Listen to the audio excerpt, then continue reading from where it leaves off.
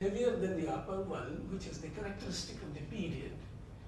And he has a huge shoulder and waist just like a lion. See his forearm, it reminds him the young plantain tree. See the fingers, which looks like the petals of a champa flowers. So all the beautiful, imitable elements in nature were incorporated in the figure to make it an ideal one. But the artist had something else in his mind. He is here shown in Dharma Chakra Pravartana Mudra. One hand is in Dhyana Mudra, the other hand is in Vyakhyana Mudra. They are joined and brought near the chest, and it is called Dharma Chakra Pravartana Mudra. And the whole narrative is shown in down below, in the rectangle.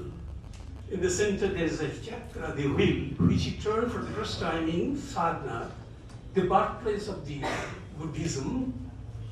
And the local was identified by the inclusion of the two profiles of two deers. It was in the Brigadago, in the deer forest. He placed his first patients to the 5 Bhadravargya Bhikshus. And there are 2 donors also. But that, the narrative is there. But here the image is shown installed within an isosceles triangle. And in an isosceles triangle, the apex attracts the viewers first, where the artist very judiciously adjusted the benign and compassionate face of the Lord. And the other thing is this, he was waiting for a moment. He wanted to freeze the moment, in fact, when the Lord was withdrawing from without and he was going within. And that moment has been freezed here in this particular sculpture. He's still, the image is still within the isosceles triangle, but you can see certain signs of movement in the halo. If you just center the points where the 2 eyebrows meet and increase the circle, if you just drop a stone on the sheet of water, the circle increases and increases. So similarly, the halo increases and increases. But before it becomes disproportionate, the centrifugal force was stopped by the addition of 2 flying Gandharvas, very cleverly. So this actually a unique creation of Indian art, where the art is so inspired by intellectualism as to be a direct expression of the soul, so the purely ideal beauty of form. Now, not only the sculptures, but also sometimes the architecture, religious architectures are also made to show how spiritualism was there in the mind of the Sthapati when he was laying the plan of the ground or thinking about the elevations of a particular. I'll just take you for a shot a Buddhist stupa of Borobudur. See, it's a unique creation. And here you can see there are 5 galleries. And then there are 3 concentric rings. And there's at the top there's a stupa. So, and then on all 4 sides you have stairs, narrow stairs. You have to ascend. You have to ascend, and as you ascend, you can take your right or left and go through the galleries. Completing 1 gallery, you can go up. You can go up. Now, in these galleries, the 5 galleries down below are studded with relief sculptures. In the first gallery, they have shown the Kam Jagat. You can see all the visuals of the sex and other things. But you have to go up. When you go up, the next 4 galleries are studded with the sculptures of the Roop Jagat. And once you complete the 5th gallery, all of a sudden, you come to a place which is a formless world, where you can see 72 small stupas, 32 in the lowest circle, 24 in the second circle, and 16. These 72 stupas are having latticed windows. You can peep through those windows and see a Buddha in Dharmachakra or a Buddha is sitting in all the 72s. And then the final one is enclosed. So when in fact, it was designed as if a Bodhisattva called Shuddhan Kumar, he was having his pilgrimage. And he was going up from Kam Jagat to Roop Jagat, from Roop Jagat to Rupa-Roop Jagat, from Rupa-Roop Jagat to Arup Jagat. So, Borobudur is not a stupa. Borobudur is not a prashada. Borobudur is not a chandi. Borobudur is a journey. A journey where man gradually, accultures himself. He becomes accultured. He becomes, more refined as he goes up. But it's a creation of Vajrayana Buddhism. And they have a different conception of Buddha. Their Buddha was not a human Buddha. He's a Dhyani Buddha. The entire Shunya was concretized and become the Buddha. And they call it Adi Buddha. And from the body of the Adi Buddha came out 5 Dhyani Buddhas. Akshabhya, Amogha, Siddhi, Amitabha, Bohirochana, and Ratna Sambhava. And from them came the 5 Buddha Shaktis and Dhani Bodhisattvas and etc. So, if you conceive this particular architecture aerially, then from a formless stupa, you gradually descend down, one becomes many. The absolute transcends into many. And then many returns to the absolute. This is a two-way journey which has been very cleverly projected in this unique architecture in Borobudur. Now,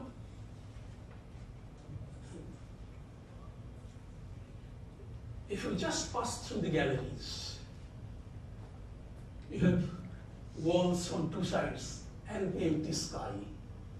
And you are arrested in a particular place where you are bound to see either on the left or on the right.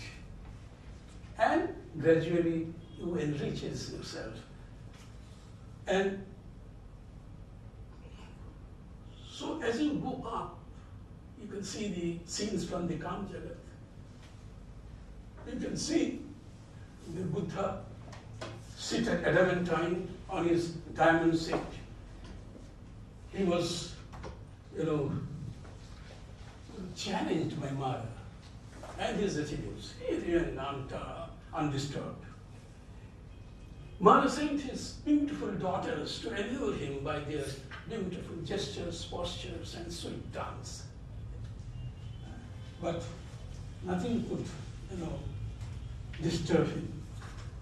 And he told the daughters of Mara that the evil effects of self-enjoyments, this transient nature of worldly pleasures, the last as the cause of repeated existence, the body as this storehouse of filth and dirt. You have to overcome all these things. You have to be detached from all these things. And so he won over these and became from the Bodhisattva to the Buddha. In fact, when he sat for the meditation And all the attempts to disturb him was failed. Then the Lord, on the Vaishaki Purnima day, in the first quarter of the night, he received the knowledge of his previous births. In the second quarter of the night, he received the gifted eye, the divine vision. And the last quarter of the night, he got the lesson, the understanding of the Pratiya Samutpatra Sutra, the law of causation. Because he taught four things, mainly, Chaturtha Arya Shatyani, the dukkha, the causes of the dukkha, the way to eradicate dukkha, and the path to be followed by.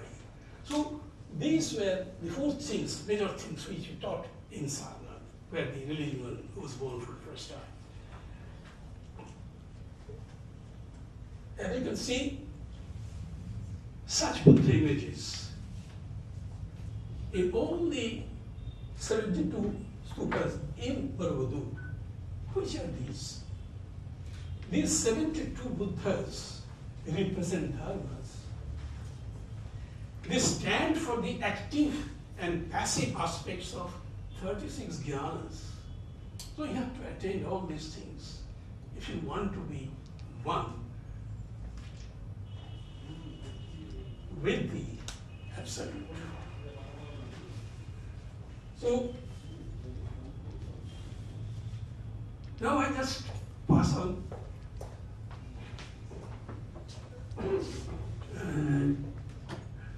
to some aspects of the, Hinduism. In Hinduism also, there's a concept of time. It is said that before anything exists, time is. Time is the first condition for the existence of the universe. Time, thus understood, is distinct from the relative time we perceive. It is transcendent, Mahakala, absolute, eternal, measureless, and ever present. It is rod-like, undivided, akhanda dandayaman. Relative time is an apparent division of continuous time due to the motion of planets. It is only when the relative succession of time lapses or somehow loses its importance that we can again take rest within the absolute time. The time of which the world came to an end is different from the time which measures our life. Time is thus of two kinds, gross and subtle, manifest and unmanifest. And this is projected symbolically in this unique painting of 1730 from the soul, a Pahari school. It's called Hiranyagarbha, or Brahmandya. The cosmic water formed the boundary of the known world areally. The world was founded on cosmic water, the root of the universe. The man is a fragmentary universe, Vyasti, a microcosmos, Kudra Brahmanda. The cosmic being is the universe in totality, Samasti, the macrocosmos, the egg of immensity, Brahmanda. The cosmic whole consists three elements: impermanent, the enduring, and changeless. The impermanent in it refers to perceptible, subtle world. The enduring in it denotes the permanent laws which rule the appearance. And the changeless in it points to something beyond manifestation, beyond change, and beyond particularized existence. Now, this time, the time and space, has been very nicely depicted in different way in our different types of arts. This is all you know is showing Vishnu, the Vaman avatar. You know this story, I'm not going to tell it. But the thing is, the moment Bali assured the dwarf that, oh Brahmin, this is morning, you walk till evening, the land you traverse will be yours. The moment he assured him, Vishnu like a giant shape. With one leg he covered the heaven, with one leg he covered the earth. And producing a divine leg, Paramam Padaha, he pushed Bali in the Netherlands and covered it. And thereby Vishnu became a Trailakya Vishnu, conqueror of the three worlds. Now, here, the artist has, while painting it, had his mind to do one thing more. He wanted to show Vishnu. Who is Vishnu? Vishnu is none other than an aspect of Surya. Aditya Anamaham Vishnu. So he is part of the Aditya. And this shows the sun and then his three rays, the morning sun, the midday sun, the evening sun, the time he took to cover this space. And that has been very judiciously adjusted. And there's another thing to be looked into it, that the leg which goes up and covers the heaven melts. The toe melts and the water comes out. And Brahma is trying to collect it. He could not. It overflowed and came to the matted locks of Shiva. So, Vishnupati, Ganga,